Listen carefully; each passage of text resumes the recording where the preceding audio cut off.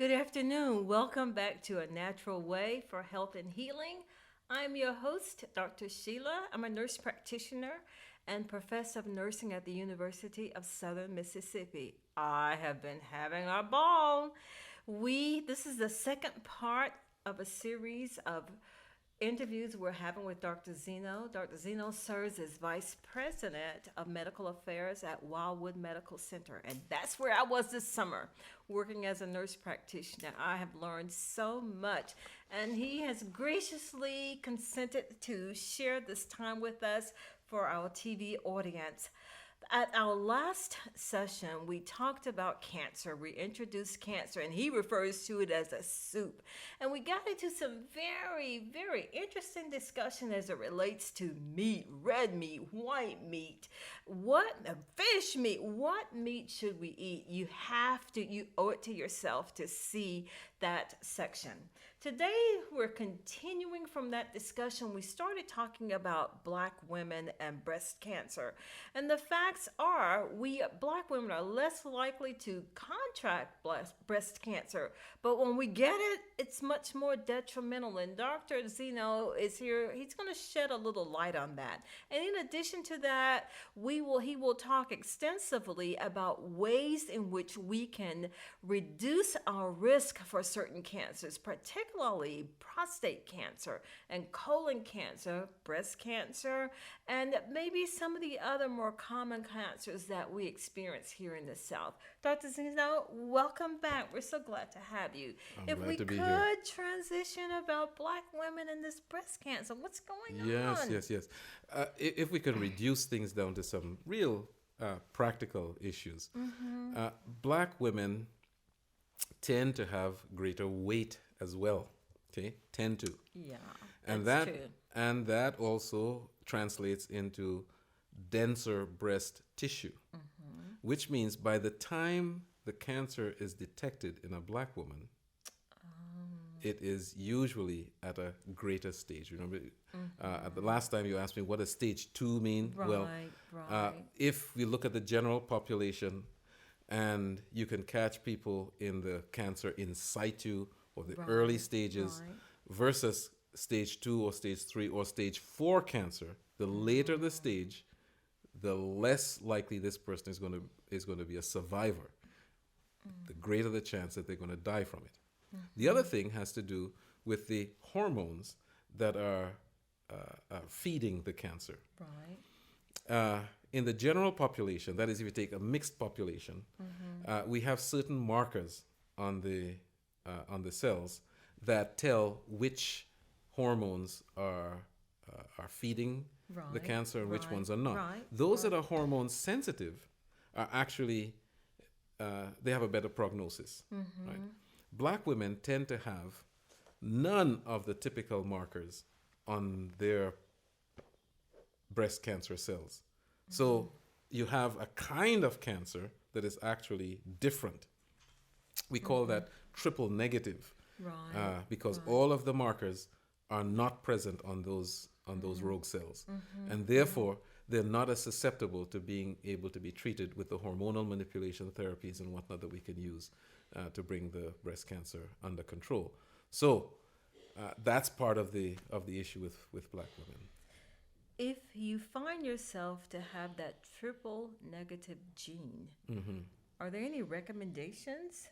Yes, until recently, everybody was at their wits' end because the kinds of chemotherapy, surgery, radiation, nothing seemed to work very well.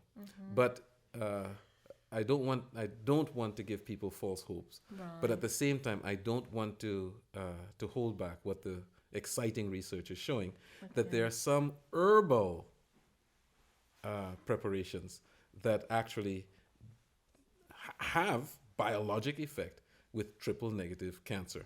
I'm not going to say it on television, Oh, all right? come on, Dr. Now, Zena. do people call you afterwards, or do they? They can email Oh, me. I tell you what, if they will email you, all right, I will prepare a little sheet of the herbal preparations that have been shown in the laboratory to have effect on triple negative breast cancer, so that you can share that with those who want to know this. Okay. But I have to ask this. Yes.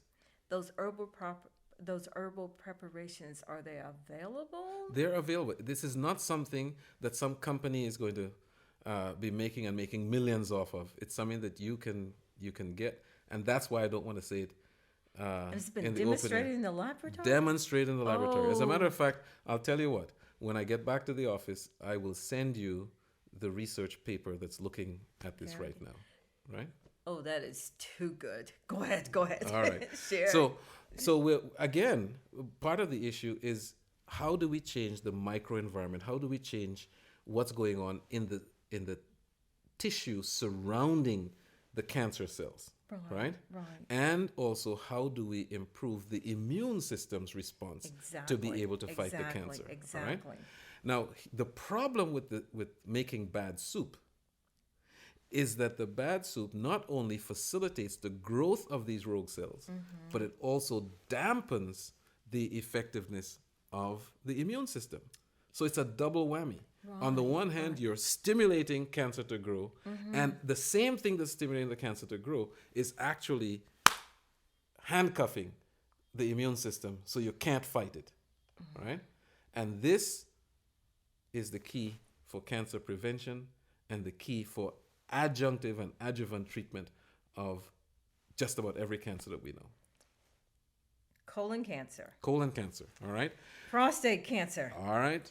breast cancer, Breast cancer. lung cancer. Let's talk about the lowest common denominators, all right? So I'm going to Okay. give you, the main thing to remember, right? If we start with lung, everybody knows what the main cause of lung cancer is. Everybody knows, okay? And that would be. And that is the use of tobacco. Everybody knows this. It's interesting you didn't say cigarettes. Yeah. You included everything. Yes. The chewing tobacco. Yes. That which is put here. All tobacco. Yes. Okay. Okay. Now, again, this is not about trying to bring about the demise of the tobacco industry. No. It's not about that. It's about preserving people's health. Absolutely. If people did not use tobacco products, we would actually make a very big inroad into lung cancer and other kinds of cancer. Now, what's interesting is that women who smoke Right. actually have a kind of lung cancer that is more resistant to treatment than when men smoke. Okay? So, ladies, there used to be an ad on television. I'm dating myself, right? That said, "You've come a long way, baby, Yeah, I remember that to one. get where you got to today." That's what it said. "You've come a long way, baby." I tell you what, we don't have to come that way, right? Cigarette smoking is actually bad for your health. It makes bad soup. Okay? So lung cancer, we take care of it that way. Take care of that one. All right? What if you don't smoke, but someone else in the home smokes? I tell you, you're an instigator. You know that? Trying not to be. Well, let me put it this way. Let's suppose I am a smoker, right? Okay. And you are not a smoker. Right. I smoke, and what happens to the smoke that I exhale? Well, it goes into the air and it goes into my clothes, right? And you can smell it on me when you come close to me. Yeah. Now, I may not be able to smell it because I'm living with it all the time, but you can smell it. Right. If you can smell it, what you're actually smelling is the material that is in my clothes, right? Guess what? That is carcinogenic to you. That what you smell? That's right. So what about people who go outside the house and smoke? If they go outside the house and smoke, and after they have smoked, they take all their clothes off, and they go and take a bath and scrub themselves down, then they will probably not be able to cause you to have an increased risk of cancer. But they don't do that. No. They will come back inside with the clothes. Right? You're right. Now, let me tell you, it gets even worse than that. We call that secondhand smoke. I'm smoking, you inhale that smoke, right? But now imagine this. I don't smoke. No. You don't smoke. No. All right. But let's suppose I went downtown and I met people who smoke. Yeah. And the smoke from their cigarettes get into my clothes. And then I come and I meet you. And the smoke from my clothes get into you. You still have an increased risk of cancer.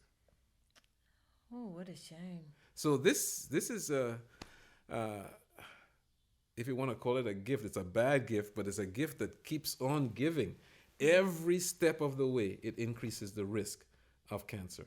So if I can make a direct appeal to anybody who's watching this show, if you smoke or you know somebody who smokes, please do something to help them. And if centers like ours, a lifestyle center in Wildwood and other centers like this, we help people who have a problem. They can't stop smoking. We will help you. We will show you the ways that we can help you to reduce that risk and get off of cigarettes and be free of this terrible thing that kills. Okay. Thank you very much. We will take a short break and come back in just a few moments. That's sobering.